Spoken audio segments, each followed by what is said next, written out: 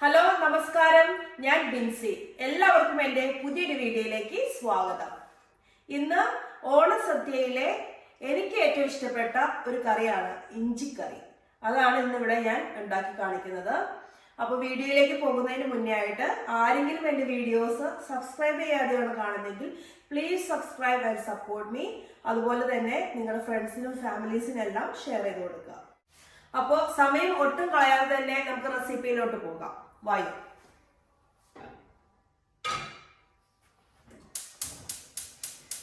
അപ്പോൾ ഇതിന് വേണ്ട എല്ലാ ഐറ്റംസും ഞാനിവിടെ റെഡി ആക്കിയിട്ടുണ്ട്.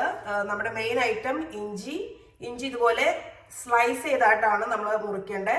അത് ഏകദേശം എല്ലാം ഒരേപോലെ മുറിച്ചെടുക്കണം, അല്ലെങ്കിൽ നമ്മൾ വറുത്തെടുക്കുമ്പോൾ പല വേവായി പോകും. പിന്നെ അത് ഏകദേശം 300 ഗ്രാം ഇഞ്ചി ഞാനിവിടെ എടുത്തിട്ടുണ്ട്.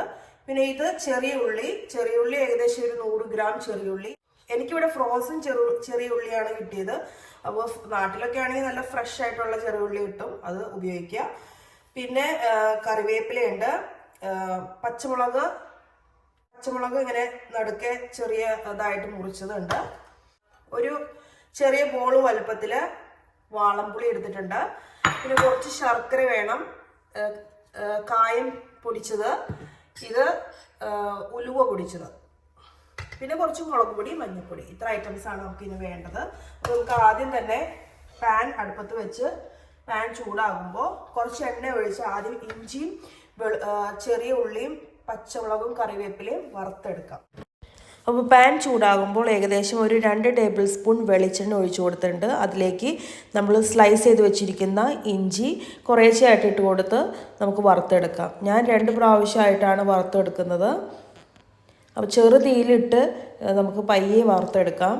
ആ സമയത്ത് പുളി കുറച്ച് വെള്ളം ഒഴിച്ചൊന്ന് കുതിരാനായിട്ട് മാറ്റി വയ്ക്കാം. ഇഞ്ചി കരിഞ്ഞു പോകാതെ എടുക്കണം. കരിഞ്ഞു പോയാൽ അതിൻ്റെ വേവ് കൂടിപ്പോയാൽ ഇഞ്ചിക്കറിക്ക് ഒരു കയ്പ്പ് ടേസ്റ്റ് ആയിരിക്കും. അപ്പം മൊരിഞ്ഞ് കഴിയുമ്പോൾ നമുക്ക് എണ്ണയിൽ നിന്നും മാറ്റി വയ്ക്കാം. ഞാൻ ബാക്കിയുള്ള ഇഞ്ചിയും കൂടെ ഇതേപോലെ തന്നെ വറുത്തെടുക്കുന്നുണ്ട്. എല്ലാ ഇഞ്ചിയും കോരി മാറ്റിയതിന് ശേഷം നമുക്കതിലേക്ക് ചെറിയ ഉള്ളി സ്ലൈസ് ചെയ്ത് വെച്ചേക്കുന്നത് നമുക്ക് വറുത്തെടുക്കാം. ചെറിയ ഉള്ളി ഇല്ലെങ്കിൽ നമുക്ക് സവോള വെച്ച് ഇത് റെഡിയാക്കി എടുക്കാം. സവോള ഇതുപോലെ ചെറിയ പീസായിട്ട് മുറിച്ച് ഒന്ന് വറുത്തെടുത്താൽ മതി. സവോളയെ നമുക്ക് വറുത്ത് മാറ്റി വയ്ക്കാം. ഇനി അടുത്തതായിട്ട് നമുക്ക് കറിവേപ്പിലയും പച്ചമുളകും കൂടെ ഇട്ട് അതും കൂടി ഒന്ന് മൂപ്പിച്ചെടുക്കാം. അത് മൂത്ത് കഴിയുമ്പോൾ നമുക്ക് അതും എണ്ണയിൽ നിന്നും മാറ്റി വയ്ക്കാം. ഇനി ഈ വറുത്ത് മാറ്റി വെച്ചിരിക്കുന്ന ഇഞ്ചി, ചെറിയ ഉള്ളി, പച്ചമുളക്, കറിവേപ്പില ഇതെല്ലാം നമുക്കൊരു മിക്സിയുടെ ജാറിലിട്ട് ഇങ്ങനെ തെരുതെരുപ്പായിട്ട് ഒന്ന് പൊടിച്ചെടുക്കാം. അത് മാറ്റി വയ്ക്കാം. ഇനി നമുക്ക് ആ സെയിം കടായിൽ തന്നെ വേണമെങ്കിൽ കുറച്ചും കൂടെ എണ്ണ ഒഴിച്ച് കടുകിട്ട് പൊട്ടിക്കാം. അതിനുശേഷം വറ്റൽമുളക് ഒരു 3-4 വറ്റൽമുളക് ചെറിയ പീസായിട്ട് നമുക്ക് അതിനകത്ത് ഇട്ട് കൊടുക്കാം. അതിലേക്ക് കുറച്ച് കറിവേപ്പില ഇട്ട് കൊടുക്കാം. അതിലേക്ക് 1 ടീസ്പൂൺ മഞ്ഞൾപ്പൊടി, 2-2.5 ടീസ്പൂൺ മുളക് പൊടി ഇട്ട് ഒന്ന് മിക്സ് ചെയ്തെടുക്കാം. നമ്മൾ ഉപയോഗിക്കുന്ന പച്ചമുളകിൻ്റെ എരിവ് അനുസരിച്ച് മുളക് പൊടിയിൽ കുറച്ച് അഡ്ജസ്റ്റ്മെൻ്റ് ഒക്കെ വരുത്താം. ഇനി അതൊന്ന് മൊരിഞ്ഞ് കഴിയുമ്പോൾ നമ്മൾ പൊടിച്ച് മാറ്റി വെച്ചിരിക്കുന്ന നമ്മുടെ ഇഞ്ചി, ചെറിയുള്ളി, പച്ചമുളക് ഇതെല്ലാം കൂടെ ഇട്ട് ഒന്നുകൂടെ മിക്സ് ചെയ്യുക. അതൊന്ന് മിക്സ് ആയതിനു ശേഷം അതിലേക്ക് നമ്മൾ പുളി പിഴിഞ്ഞത് അരിച്ചൊഴിച്ചു കൊടുക്കാം. ഇനി അതിലേക്ക് മധുരത്തിന് ആവശ്യമായ ശർക്കര ഇട്ട് കൊടുക്കാം. ഞാനിവിടെ ശർക്കര പൊടിയായിട്ട് വാങ്ങിയതാണ് ഉപയോഗിക്കുന്നത്. ഏകദേശം ഒരു 4 ടേബിൾ സ്പൂൺ ഇട്ട് കൊടുത്തിട്ടുണ്ട്. കൂടെ തന്നെ 1/2 ടീസ്പൂൺ കായം പൊടിച്ചതും 1/2 ടീസ്പൂൺ ഉലുവ പൊടിച്ചതും കൂടെ ഇട്ട് കൊടുക്കുന്നുണ്ട്. എല്ലാം കൂടെ നന്നായിട്ടൊന്ന് മിക്സ് ചെയ്തതിന് ശേഷം നമുക്കതിലേക്ക് കുറച്ച് തിളച്ച വെള്ളം ഒഴിച്ചു കൊടുക്കാം.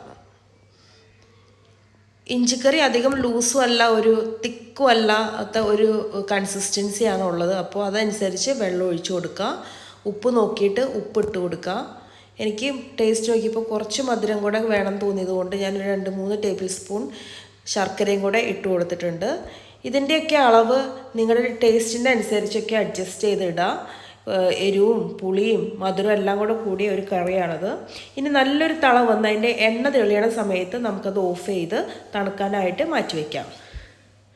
തണുത്തതിന് ശേഷം നമുക്കത് എയർ ടൈറ്റ് ആയിട്ടുള്ള കുപ്പിയിൽ ഒരാഴ്ച തൊട്ട് 2 ആഴ്ച വരെ നമുക്ക് സൂക്ഷിക്കാം. അപ്പോൾ ഓണത്തിനൊക്കെ മുന്നേ ഒരാഴ്ച മുന്നേ നമുക്ക് ഉണ്ടാക്കി വയ്ക്കാൻ പറ്റിയ ഒരു കറിയാണത്. നല്ല ടേസ്റ്റി ആയിട്ടുള്ള അടിപൊളി കറിയാണ്. അപ്പോൾ എല്ലാവരും വീട്ടിൽ ഉണ്ടാക്കി നോക്കിയിട്ട് അഭിപ്രായങ്ങൾ അറിയിക്കണം. അപ്പോൾ മറ്റൊരു വീഡിയോയുമായി കാണും വരെ ബായ്.